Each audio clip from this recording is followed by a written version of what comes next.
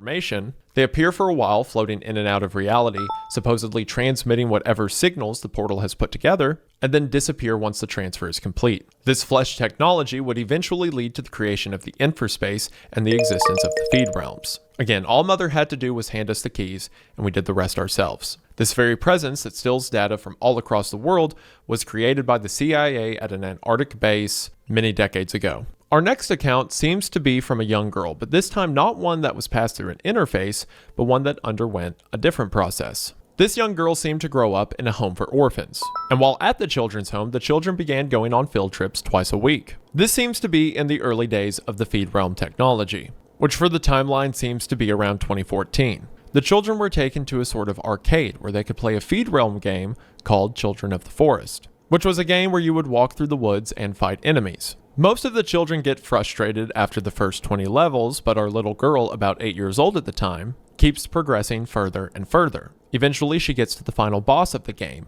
an entity known as the Ancient Queen. The Queen is in this big Gothic castle. At every level before, you could see the castle in the distance, and as you progressed, the castle got closer. The young girl gets further and further through the game, getting to level 100, 200, 300. She remarks that every branching path had 40 choices, and they would all happen at once. Plus, you had to memorize enemy attack patterns, know when to strike. In comparison, the closest any other kid got was level 40. Eventually, the people curating these field trips just let this young girl come and play whenever she wants. This made all the other kids jealous, and they began to shun her, but the little girl didn't care. She enjoyed the game, and this just meant she got to play more. She started sleeping at the gameplays. First thing she did when she woke up was start playing the game, and she would play it until she went to bed. The people encouraging her to play wanted her to so much that they began to feed her while she was playing so that she never had to exit the game. The young girl remarks that the game had this weird flute-like music. One night she awoke to hear it playing down the hall. Thinking someone was playing the game, she went out to see who it was, but no one was there. It turns out the sound of the flutes were in her head. Despite her playing for weeks and months, she was never able to make it to the Ancient Queen. But throughout the game, the Ancient Queen would taunt the character constantly, and the young girl became obsessed with the idea of defeating her. She became so adept at the game that sometimes she would just clear her mind and would play on autopilot. She would think about the Ancient Queen constantly, this evil she can never reach. At one point remarking, "It's strange, but sometimes I imagined her as looking like my mother.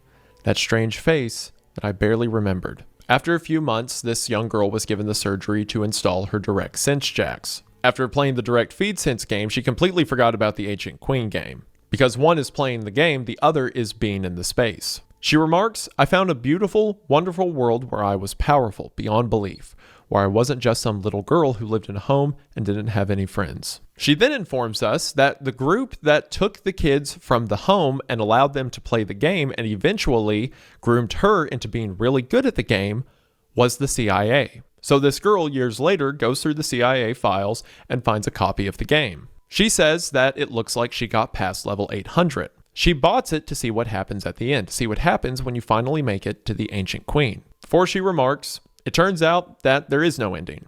You get to level 1024 and it just resets. You never meet the Ancient Queen. What's worse, finding out there is no Ancient Queen or finding out there is one? Oh, this is so good. Oh, it's so good. Oh, it's so good. Was Pompeii lucky that there was no god behind the veil?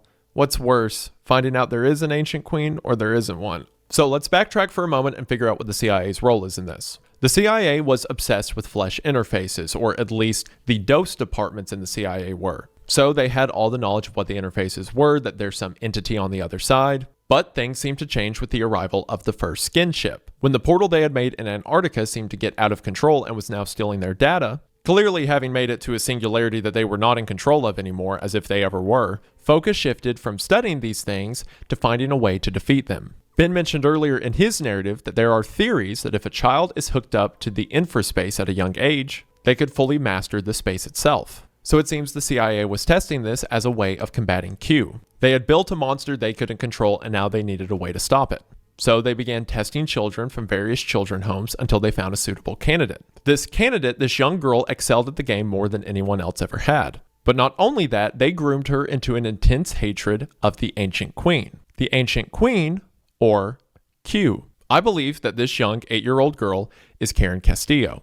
This makes sense, as Ben said Karen was hooked up to the feed realm when she was 9 years old and only came out 24 years later when she was 33. This puts the Ben-Karen storyline around 2039, which makes sense as that's the year model from the van they stole in that narrative. So these child soldiers, the Bread, were being trained by the CIA to fight Q, a creature of the CIA's own making. Or maybe not their making, their own allowance into our world. And if you needed further confirmation that the ancient queen, or Q, is also mother, Karen remarks that sometimes she would see the queen as her own mother. There was never an ancient queen at the end of the game, but there seems to be a Q at the end of the timeline humanity is racing towards. A Q that we see Ben and Karen going up against in 2039. This also further connects the CIA narrative of the Cold War with the future timeline. They've just shifted gears from trying to build a bridge to her to burning it. We'll get one more account that I believe comes from Karen later on. But for now we see the pieces of why she's so powerful and how she became General Castillo within the Feed Realm,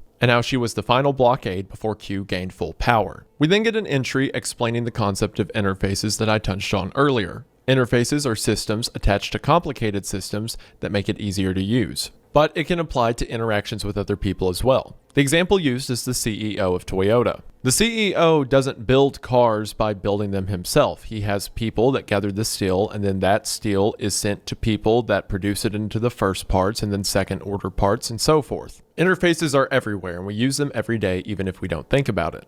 Heck, you're using one right now to watch this on whatever you're watching it on. You may not have built or understand all the specifics of how this technology, how the camera I'm using now will be uploaded through a platform that you can watch it through some sort of screen, but you're watching it regardless because the interface makes it accessible. Before a point about interfaces are made, that ties into our story.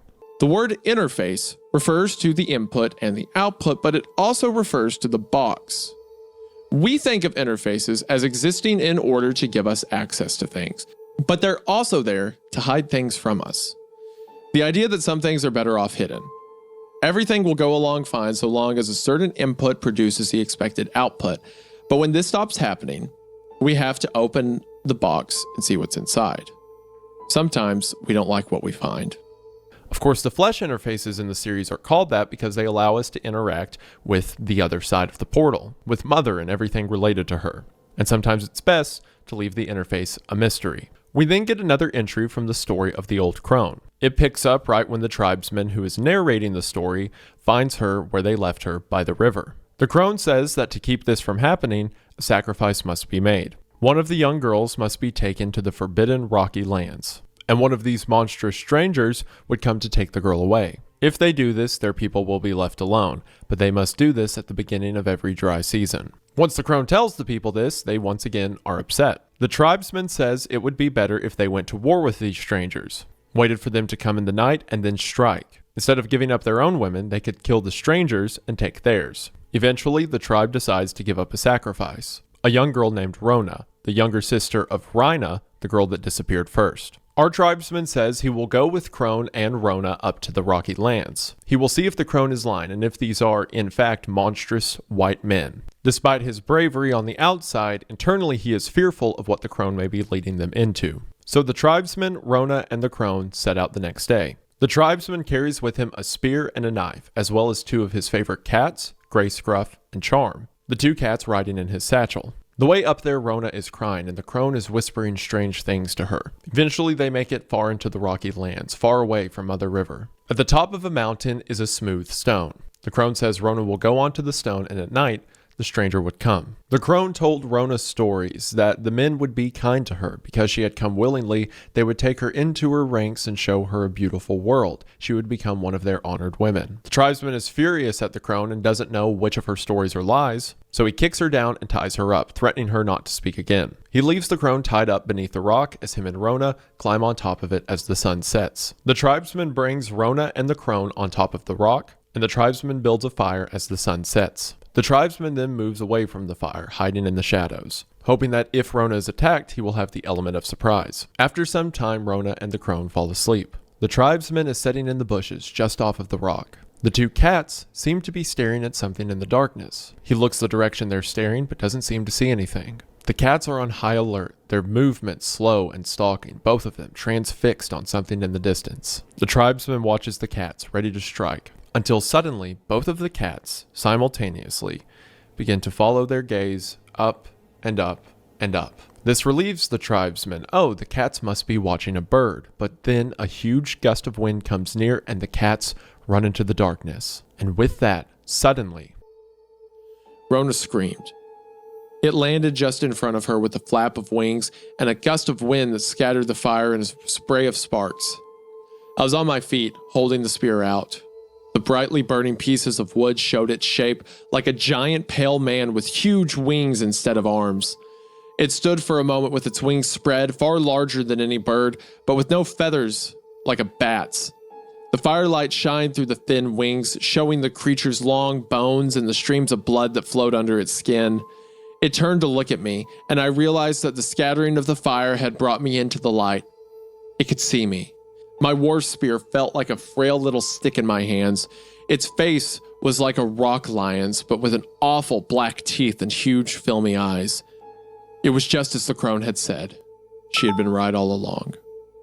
The beast stood over Rona, unnaturally thin, taller than a man, but with a waist no larger than a cat's. Despite Rona's screams, the tribesman is petrified, unable to move. It crouches over her, and then something begins to snake from its groin. A multi-limbed separating organ like worms begins to climb all over Rona, finding its way inside every part of her. With this, the need to kill this creature overcomes his fear. The tribesman jumps forward and puts his spear through the creature's side. A spray of black blood flies from the wound. This seemed to be the killing blow, and the creature falls onto its back atop the rock. The snake things were still inside of her. The tribesman pulls them out of her, but realizes they're each covered with spines. As they're being pulled out, Rona bleeds more and more. The fire had gone out in the chaos, and the tribesman was left with Rona in the darkness. He tries to care for her, but by the time morning light arrives, she's dead. He goes to the winged creature and sees that it is dead as well. After this, he looks for the crone, who it seems is long gone,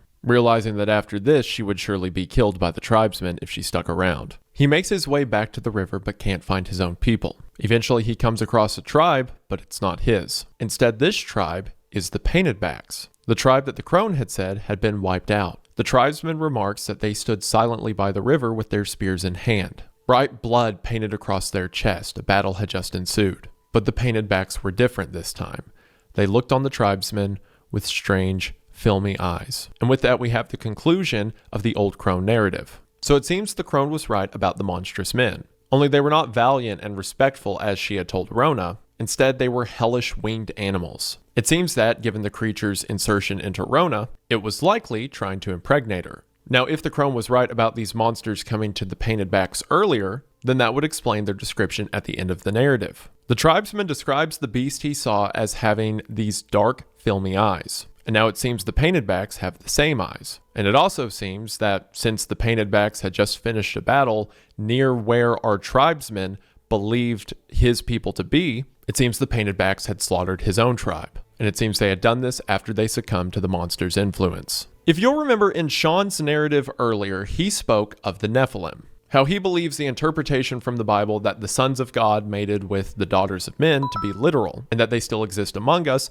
and are still up to no good. And it seems that's what's happening in this narrative. Only as we saw in the way the monster attacked Rona, this was not a consensual mating between angels that fell in love with humans and vice versa. It was monstrous angels taking what they want. And the offspring that result are these human-monster hybrids, or the Painted Backs with the filmy eyes. Now again, I'm not saying that the Bible is canon or all true within the world of Mother Horse Eyes. Instead, it seems that references in the Bible were alluding to the true nature of Mother. So when the Bible describes the sons of God and the daughters of men, it is describing these monsters that force their children upon women. Perhaps fallen angels may be demons, but no angel as we know it. Or perhaps if Mother is a god within this world, then these are simply her angels, forcing their offspring on the daughters of men. Now again, if Sean's recounting is to be believed, this is what led to the biblical flood. That would make sense why all of the tribes and names don't carry over in any history we know of. It's pre-flood history. But as mentioned earlier, and as given from this story,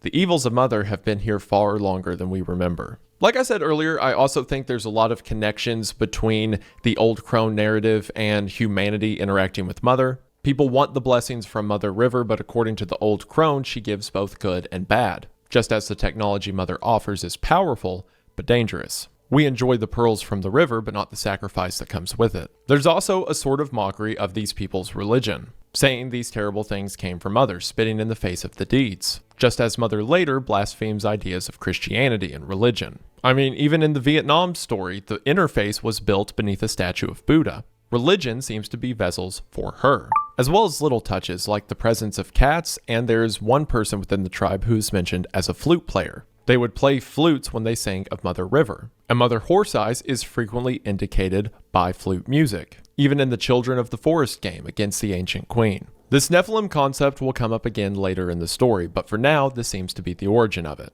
And as with everything else, the evil is much deeper than we realize, beginning several millennia before we even knew it was there. It puts into contrast how ridiculous the flesh interface experiments were. I mean, beyond the mass human sacrifice it took to conduct them. Scientists were trying to break through the door of something that existed long before civilization as we know it. Of course it would be too much for them. Of course they couldn't understand. It would be like a cat trying to understand the inside of a house. Our next entry is once again from Karen's perspective. She says she has trouble making a story with just words. It would be easier to show us all dimensions of the story in all places in history at once. She says then it would make it easier to understand why I hired somebody to put a pellet of poison into my own arm. Meaning she, probably not to Elian's knowledge, was the one who contracted Elian to kill her. Likely because she saw the entire series of potential futures and knew this would be the one that would lead to Ben escaping Atlanta with her before the nuke fell. In that entry point where we hear that General Castillo has logged off, we see that as soon as Karen was disconnected, Mother's plan was put into action. So that nuke was going to hit Atlanta regardless of Ben or anything that happened in that building. It doesn't matter if you get Elian or the cops killed a few minutes before they were going to die in a nuclear blast. Karen describes what it was like when she first began to enter the feed realm. She tries to relate that she was in a children's home, she saw no future for herself, and then an entire world of possibilities opened up. As she phrased it, every step I took towards slavery felt like a newfound freedom. All of the children in the feed realm, along with Karen, were promised great futures. Little did the kids know that they were being conditioned for war. Karen says that the feed realm exists as a 3D space. Every space you've ever encountered is 3D. You can move through 3 different dimensions, up, down, sideways, front, and back within it. That's how our mind operates because that's what we're used to. Karen then says, in spite of this, it had always been theoretically possible, even trivial, to create a 4-dimensional or more dimensional feed realm. It's just made in 3D because that's what humans comprehend. But recently, a genetic mutation dating back to the Stone Age was discovered, which allows certain individuals to experience and comprehend feed realms of 4 and higher spatial dimensions. A genetic mutation that dates back to the Stone Age.